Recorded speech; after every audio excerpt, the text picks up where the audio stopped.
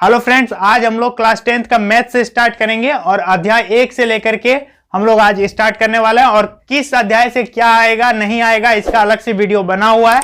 पूरा मैथ का मैंने टिक कर दिया है कि नए सिलेबस के आधार पर कि क्या इंपॉर्टेंट है क्या नहीं है और नया सिलेबस में किसको रखा गया और किसको नहीं रखा गया। तो इसका वीडियो लिंक डिस्क्रिप्शन में दिया हुआ है, आप जाकर के देख सकते हैं। तो आज हम लोग पढ़ेंगे, एक एक अध्याय करके स्टार्ट करेंगे। आज हम लोग पहला चैप्टर स्टार्ट करेंगे 10th का, ठीक है, वो भी नए सिलेबस के आधार पर। और मैं इसकी गारंटी लेता हूं दोस्तों कि यदि आप लोग अच्छे से पढ़ाई कर रहे हैं नए सिलेबस के आधार पर तो सभी का 90+ मार्क्स आएगा। गारंटी है इसका कि यदि आप लोग अच्छे तरह से पढ़ाई करते हैं और नया सिलेबस को फॉलो करते हैं, क्योंकि वैसा चीज क्या फायदा जो पढ़ के आएगा ही नहीं।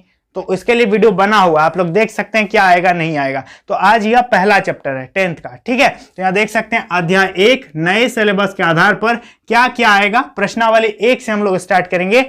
प्रश्नावली 1.1 जो यूक्लिड विभाजन एल्गोरिथम वाला क्वेश्चन है वो नहीं आएगा। प्रश्नावली 1.1 को पूरी तरह से हटा दिया गया है। बात यहां पर आती है प्रश्नावली 1.2, ठीक है। यूक्लिड विभाजन एल्गोरिथम जो 1.1 में था, भाज्य बराबर भाज्य गुना भागफल जोड़ शेष, वो हट गया। अब 1.2 में क्वेश्चन नंबर 1 से 4 तक, यहां ध्यान दीजिएगा। ये देखिए 1.1 ये तो ग्रीन टिक है, मतलब ये हट गया है, नहीं आने वाला है। अब आते हैं 1.2। 1.2 है कि निम्नलिखित संख्याओं को उनके अभाज्य गुणनखंड के रूप में व्यक्त कीजिए। इस पे क्वेश्चन नंबर 1 से 4 तक आएगा। 5, 6 और 7 ये खत्म हो गया। तो क्वेश्चन नंबर 1 क्या कहता है दोस्तों कि निम्नलिखित संख्याओं को उनके अभाज्य गुणनखंड के गुणनफल के रूप में व्यक्त करना है। तो कैसे गुणनफल के रूप में व्यक्त करेंगे? तो क्वेश्चन नंबर 1 इसका जो एक नंबर है 140, इसको क्या करना है? अभाज्य गुणनखंड के रूप में प्रदर्शित करना है। तो ये तो बच्चों वाले क्वेश्चन है। कैसे करते थे हम लोग पहले? 140 इसको काटेंगे तो ये कटेगा 2 7 14, ये हो जाएगा 0। फिर 2 से कटेगा तो ये हो जाएगा 35 और फिर कितना से कटेगा? 5 से, तो 5 7 35। तो यहां पर 140 बराबर क्या लिखेंगे? देखिए 2 गुना 5 गुना 7 ये लिख देंगे। आप इतना भी लिख दीजिएगा तो आंसर हो जाएगा एग्जाम में। लेकिन आगे भी लिख सकते हैं, थोड़ा सा देखने में अच्छा लगेगा। तो 2 पर पावर 2, क्योंकि 2 ठो है। फिर लिखेंगे 5 पर पावर 5 के ठो है, 1 ठो है तो पावर में 1 दे देंगे। फिर 7 पर पावर 7 1 ठो है, तो ये आपका आंसर हो गया। तो इस प्रकार से किसी भी संख्या का आप अभाज्य गुणनखंड निकाल सकते हैं। चलिए एक ही क्वेश्चन इसमें मैं बताता हूं। तो इस पे 4-5 क्वेश्चन है, सभी बना लीजिएगा। एग्जाम्पल भी इसका बना लीजिएगा। और एक एग्जाम्पल नहीं आएगा एग्जाम में, एग्जाम्पल नंबर 5 ये छोड़ देना है, 1.2 के पीछे वाला। चलिए ये चैप्टर हो गया कि एक अभाज्य गुणनखंड, question number 1। Question number 2 HCF तथा एलसीएम। यहां मैं बता दूं कि एचसीएफ और एलसीएम आप लोग सभी जानते हैं निकालने के लिए, अभाज्य गुणनखंड विधि से निकालने के लिए सभी जानते हैं। लेकिन इस चैप्टर में 10th में आप लोगों को एक चीज जानना है, ध्यान दीजिएगा, याद रखिएगा। यहां से लिख देता हूं इस चीज को, ये बहुत इंपॉर्टेंट है, इससे क्वेश्चन गारंटी है आएगा। क्या होता है दोस्तों? मान लेते हैं कोई दो संख्या दिया हुआ है, जैसे 40 और मान लेते हैं दिया हुआ 80, ठीक है। कहेगा कि दोनों का एलसीएम निकालो या एचसीएफ निकालो। तो क्या होगा कि एक सूत्र है एचसीएफ गुना एलसीएम बराबर दोनों संख्याओं का गुणनफल, दोनों संख्याओं का गुणनफल, मल्टीप्लिकेशन, ठीक है। दो संख्याएं दी हुई है, कहता है दोनों का एचसीएफ निकालो, या एक ठो एचसीएफ रहेगा, कहेगा एलसीएम निकालो। तो कैसे निकालेंगे? दोनों संख्याओं को गुना कर देंगे तो वो उतना ही होगा जितना दोनों का एलसीएम और एचसीएफ को गुना करेंगे तो आएगा। तो 2 नंबर का यही क्वेश्चन कहता है कि 91 और 26। तो आप लोगों को ये प्रूफ करना है, युग्मों को चेक करना है कि जैसे देखिए एक नंबर 91 और 26 चेक करना है कि क्या एचसीएफ गुना एलसीएम बराबर ई दोनों का गुणनफल है।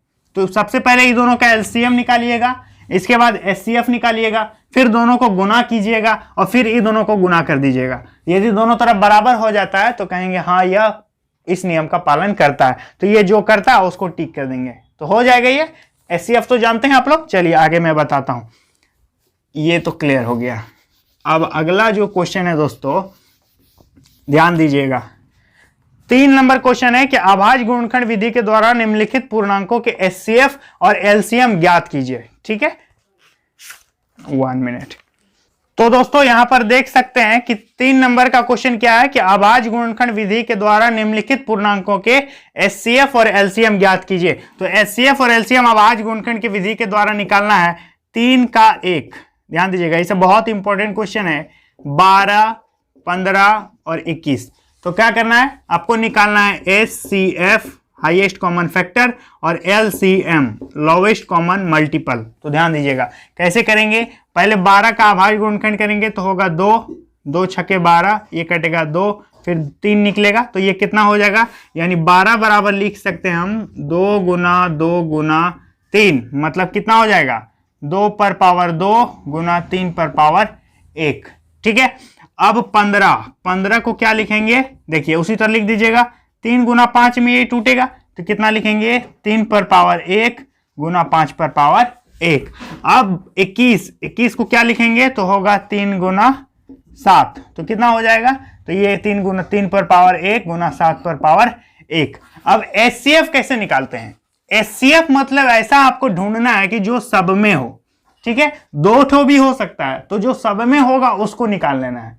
ठीक है, मान लेते हैं 3 पर पावर 1, 3 पर पावर 1 और 3 पर पावर 1 यहां है, समझ में आ गई बात। तो इसका HCF तो देखते ही पता चल रहा है कि 3 पर पावर 1 होगा, लेकिन यदि 3 पर पावर यहां 3 रहता, 3 पर पावर 2 रहता और 3 पर पावर यहां पर 1 रहता, तो इसका HCF कितना होता, 3 पर पावर 1 ही होता, क्योंकि ऐसा क्या है जो दोनों सब में है, तो 3 पर पावर 1। तो इसका HCF देखिए ये वाला हो जाएगा इसका HCF। तो HCF और भी कोई संख्या होगा तो उसको गुना में लिख देंगे, तो 3 पर पावर 1 बराबर 3 हो गया HCF। अब LCM निकालना है। LCM कैसे निकालेंगे दोस्तों, कि सबसे बड़ा को लेना है, लोवेस्ट कॉमन मल्टीपल। ठीक है, तो LCM निकालना है तो कैसे लिखेंगे, देखिए 3 पर पावर 1 ये तो लिखेंगे ही, इसके बाद क्या क्या बचा सबको लिख देना है, 2 पर पावर 2, 5 पर पावर 1 और 7 पर पावर 1। ठीक है, तो ये कितना होगा, देखिए 3 गुना 4 गुना 5 गुना 7। अब इसको गुना करेंगे तो कितना आ जाएगा, देखिए 3 चौका 12, 12 पंचे 60 और 60 छके मतलब कितना 6 7 42, 420, यानी LCM कितना निकल गया 420 और HCF निकल गया 3। तो इस प्रकार से आप आंसर निकाल सकते हैं। ठीक है, तो इस प्रकार से सब बना लीजिएगा। 2 क्वेश्चन है, आप लोग अपने से बनाइए, 1 क्वेश्चन मैंने बता दिया। अब चौथा नंबर क्वेश्चन जो कि बहुत ही इंपॉर्टेंट है, बहुत जरूरी है, इसको ध्यान से समझिएगा मेरी बातों को कि चौथा नंबर क्वेश्चन में क्या कहता है। देखिए चौथा नंबर क्वेश्चन है कि यदि HCF 306 और 657 बराबर 9 है तो LCM ज्ञात कीजिए उसी संख्या का। देखिए तो 4 नंबर क्वेश्चन, संख्या कितना दिया है, HCF कहता है 306 और 657, इसका HCF कितना दिया हुआ है दोस्तों, 9 दिया हुआ है, तो LCM ज्ञात करना। तो सूत्र क्या कहता है, यहां लिख दीजिएगा, चूंकि ऐसे चूंकि रहता है। ठीक है, HCF गुना LCM बराबर 2 संख्याओं का गुणनफल। 2 संख्या कौन कौन सा जो दिया हुआ आपको, 2 संख्याओं का गुणनफल, ये चीज एग्जाम में लिख देना है। समझ में आ गई मेरी बात। अब HCF कितना दिया है 9 और LCM तो हमको निकालना है। LCM बराबर दोनों संख्याओं का गुणनफल, पहला संख्या ये दूसरा संख्या ये, तो हो जाएगा 306 गुना हो जाएगा 657। ठीक है, अब LCM बराबर क्या होगा, 306 गुना हो जाएगा 657 बटा ये 9 इधर गुना था तो इधर भाग में हो जाएगा। अब ये कट जाएगा, 9 तिया 27 बचा 3 और 36, 9 चौका 36, तो कितना हो गया 34 गुना 657। अब इसको गुना कर देते हैं, देखिए 657 गुना 34, 4 7 28, हाथ में बचा 2, 4 पंचे 20 और 2 22, हाथ में बचा 2, 4 छक 24 और 2 26, ये हो गया। अब इधर करेंगे 3 7 कितना हो गया 21, 3 5 15, 1 16, 3 6 18, 1 19, इसको जोड़ देंगे तो होगा 8 2 1 3, 6 6 12 का 2, हाथ में 1, 9 2 11, 1 12 और 1 1 2, तो इतना निकल जाएगा आपका LCM निकल जाएगा। तो LCM यहां लिख देंगे, LCM बराबर कितना हो जाएगा 22 2 3 8।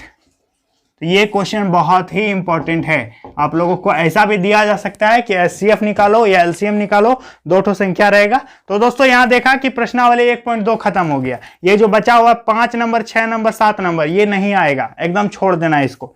चलिए अब आगे देख सकते हैं 1.3 ये है कि प्रूफ कीजिए कि √5 अपरिमेय है, √3 अपरिमेय है, √2 अपरिमेय है। तो इसका एक सेपरेट वीडियो अलग से बनाना पड़ेगा, क्योंकि उसको समझाना पड़ेगा अच्छी तरह से दोस्तों, क्योंकि याद करके ये पॉसिबल नहीं है। ठीक है, तो √5 रूट का प्रूफ करने का मैं अलग से वीडियो बनाऊंगा, एक सेपरेट वीडियो आप लोगों को बना के दे दूंगा। एक रूट प्रूफ कर देंगे तो आप लोग सब उस वैसा ही बना लेंगे।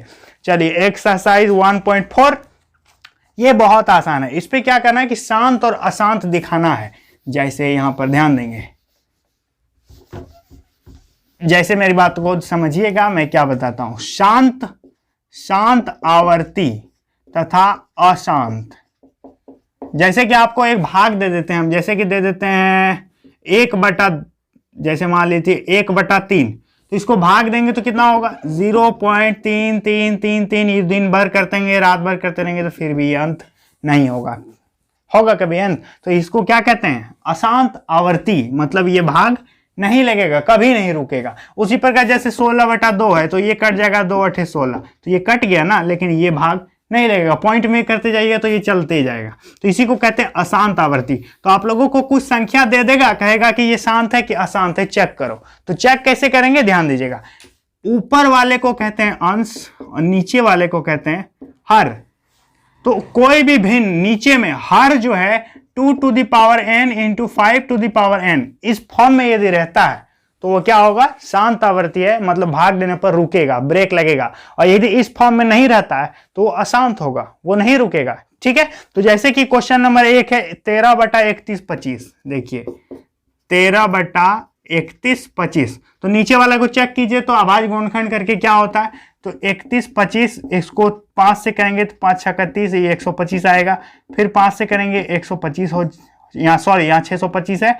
फिर 5 से करेंगे 25 और फिर 5 से करेंगे तो होगा 5, यानी 5 पर पावर 5 इस फॉर्म में आ गया।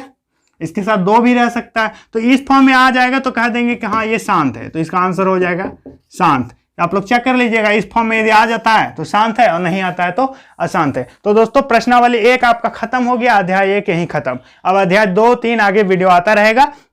और किस चैप्टर में क्या पढ़ना है आपने भी नहीं देखा है तो नीचे लिंक डिस्क्रिप्शन में है, किस चैप्टर में क्या पढ़ना है, ट्रिगोनोमेट्री, वृत्तखंड, त्रिज्यखंड, सबका वीडियो मैंने बना दिया। एक ही वीडियो में सबको बताया है कि कौन से चैप्टर से क्या आएगा।